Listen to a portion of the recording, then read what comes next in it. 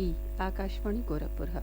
अब रउआ सभी सुषमा श्रीवास्तव से भोजपुरी में समाचार सुनी। प्रधानमंत्री नरेंद्र मोदी कहले हमें कि विश्व की खुशहाली और उज्जवल भविष्य भारत की समृद्धि में अंतर्निहित बाटे। वहाँ के कहले कि भारत कठिन दौर में लचीलापन और बेहतर स्थिति के फिर से बहाल कैले का शक्ति दिखौले हुए देश के नागरिकन के बढ़त विश्वास के नाते ऐसन हो सकल। श्री मोदी आज लखनऊ में उत्तर प्रदेश वैश्विक निवेशक सम्मेलन 2023 के उद्घाटन के बाद समारोह के संबोधित करत रहलें। वहाँ के कहलें कि युग बाजार के रूप में भारत अब समेकित बन रहल हुए और सरकारी प्रक्रिया साधारण बनी रहल हुए।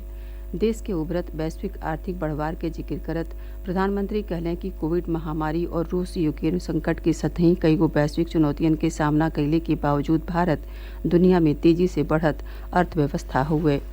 भारत की इकोनॉमी के आज के सामर्थ्य और यहाँ के मैक्रो और माइक्रो इकोनॉमिक फंडामेंटल्स को भी बहुत बारीकी से देख रहे हैं। आखिर पैंडेमिक और वॉर के शॉक के बाहर निकलकर भारत फास्टेस्ट ग्रोइंग इकोनॉमी कैसे बना है।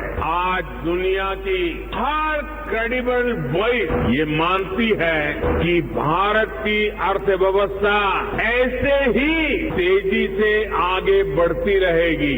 श्री मोदी देश के विकास में उत्तर प्रदेश के योगदान के फरियावत कहलें कि उत्तर प्रदेश की लगे दुनिया के कई गो देशन के मुकाबले ज्यादा क्षमता बाटे। सिर्फ 5-6 साल के भीतर यूपी ने अपनी एक नई पहचान स्थापित कर ली है और डंके की चोट पर कर दी। अब यूपी को सुशासन से, गुड गवर्नेंस से पहचाना जा रहा है। अब यूपी की पहचान बेहतर कानून व्यवस्था, शांति और स्थिरता के लिए है।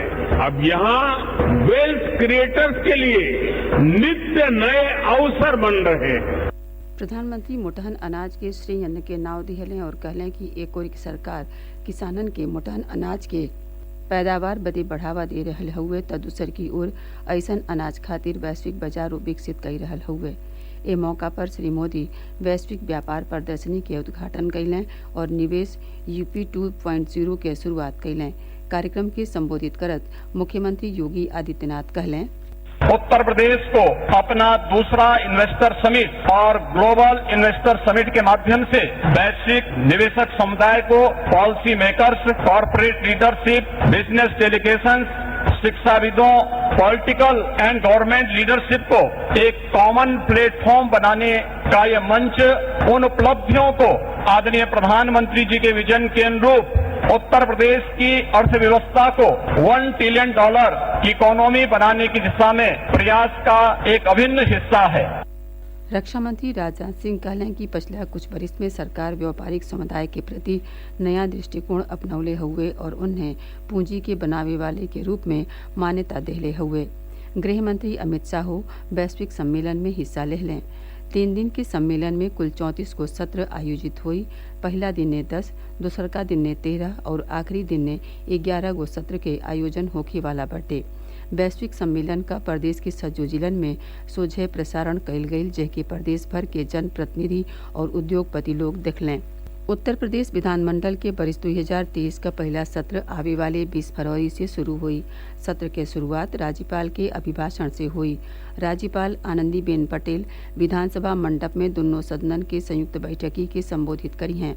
विधानमंडल सत्र 20 फरवरी से बुलौले के मंत्रिमंडल के फैसला पर राज्यपाल के मोहर लगने के बाद विधान परिषद और विधानसभा सचिवालय ए आशय के अधिसूचना जारी कर देले हुए। प्रदेश में किसानन के बकाया गन्ना मूल्य के जुड़ते भुगतान करावे खातिर बकायेदार चीनी मिलन के कड़े निर्देश जारी कैल गये हवे। गन्ना आयुक्त संजय आर भूसरेड्डी कहले हवे कि अबले 72% से ज्यादा गन्ना मूल्य के भुगतान किसानन के कैल जा चुकल हुए, जौन की रिकॉर्ड हुए। वहाँ के गन्ना किसानन के सस्ता दाम पर कीटनाशक, जैव उत्पादन और कृषि यंत्र देवे खातिर चीनी मिलन के निर्देश जारी कैली। पर्यटन मंत्री जयवीर सिंह कहले हमें कि पीलीभीत, बिजनौर, बलिया और बहराइच जिलन में इको पर्यटन के दृष्टि से कई गो महत्वपूर्ण स्थल चिन्हित कैल गये हुए। ए पर्यटन स्थलन के आसपास निर्माण कार्य और जमीन उपलब्ध करावे बदे संबंधित जिलन के जिलाधिकारियों की चिट्ठी भेजल गई हुए। ए स्थलन के आसपास पर्यटकन खातिर बुनियादी सुविधाओं उपलब्ध करावल जाई। एकरे सतही भोजपुरी समाचारन का ई बुलेटिन पूरा भइल। नमस्कार।